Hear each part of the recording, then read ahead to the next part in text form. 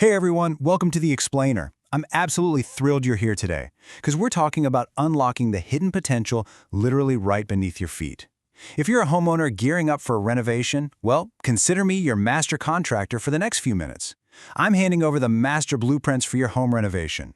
We're taking all the guesswork out of basement makeovers, using direct insights from pro designers and savvy DIYers to give you a really clear, structured roadmap.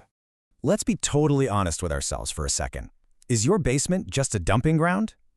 So often we have these massive basement spaces with 10-foot ceilings and surprisingly big windows letting in natural light. But instead of being a favored hangout spot, they become, well, exactly this, a cluttered, disorganized, builder beige dumping ground. The bones of the space are gorgeous, but they're totally wasted. Today, we're going to fix that. Okay, let's dive into this. Here's our chronological renovation roadmap, taking you from bare concrete up to the finishing touches. First, the basement mold trap. Second, choosing durable flooring. Third, creating multi-purpose zones. And finally, smart storage and details. Section 1. The basement mold trap. Phase 1, really. Before we make it all pretty, we absolutely have to talk about the hidden dangers lurking in the bones of your basement. If you get this wrong, literally nothing else matters.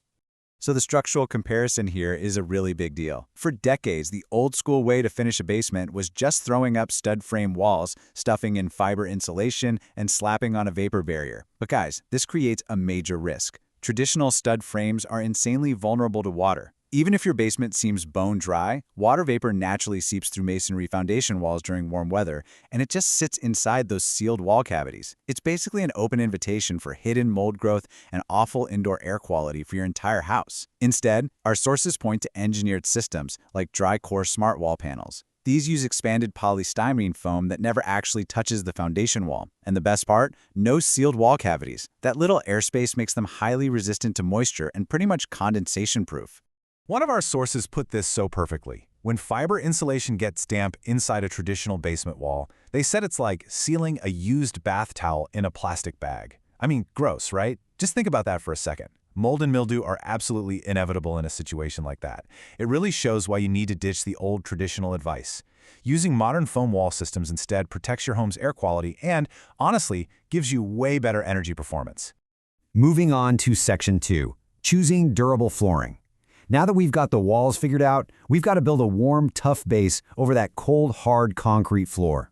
Now, what's really interesting about this slide is just how approachable and DIY-friendly this step actually is. Please do not put carpet and a pad directly onto concrete. Just don't do it.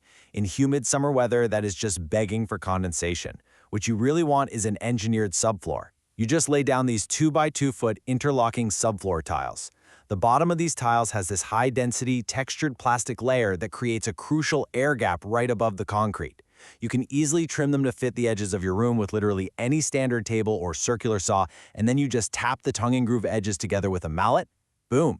It creates a warm, dry barrier that completely insulates your finished floor from the concrete underneath. Once that subfloor is down, you've got some amazing options for durable finishes on top. One designer specifically recommends Torley's flooring for basements. Why? Because it's completely waterproof, which is an absolute must-have for a basement, and you can actually heat it from underneath. Talk about cozy toes in the winter.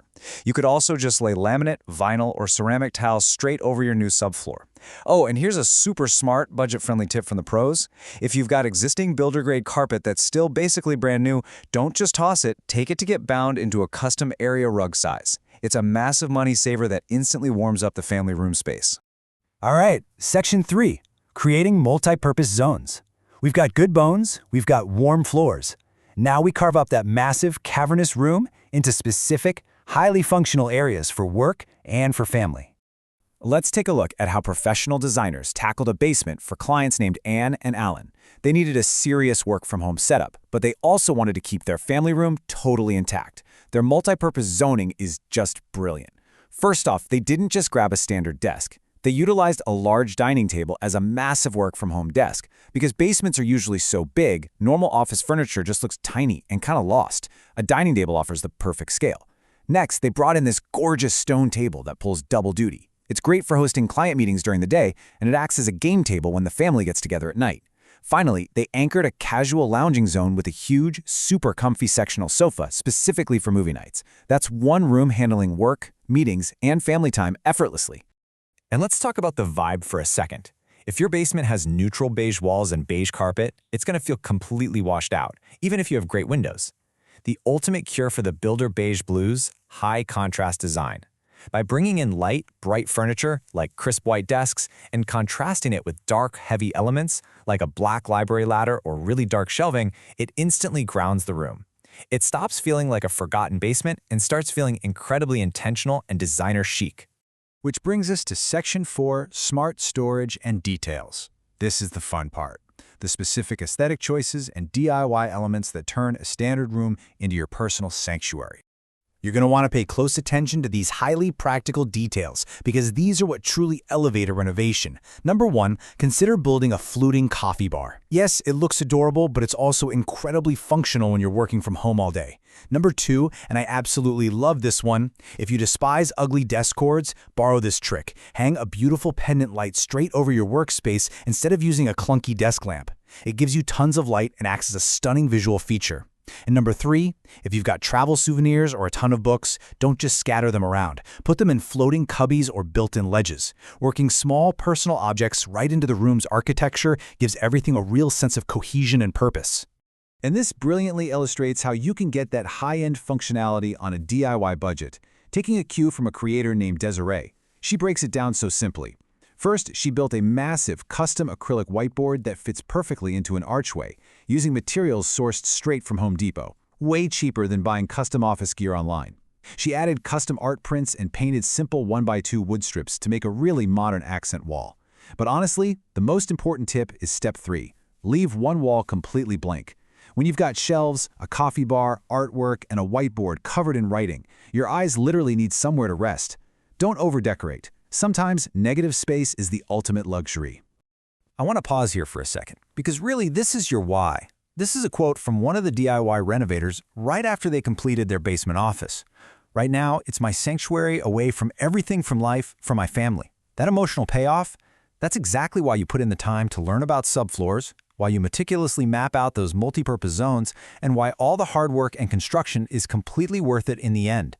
A properly finished basement isn't just added square footage. It's a sanctuary. So that leaves us with the biggest question of all. Your basement is a total blank canvas. What will you build first? Are you going to start by laying down that protective dry core subfloor, or are you maybe sketching out those multi-purpose zones right now? Whatever you choose to tackle, you've now got the blueprint to do it the right way, safely, and beautifully. I really hope you're feeling inspired and just itching to pick up a hammer to start your own project. Thanks so much for hanging out with me for this explainer, and I absolutely cannot wait to see the incredible spaces you build.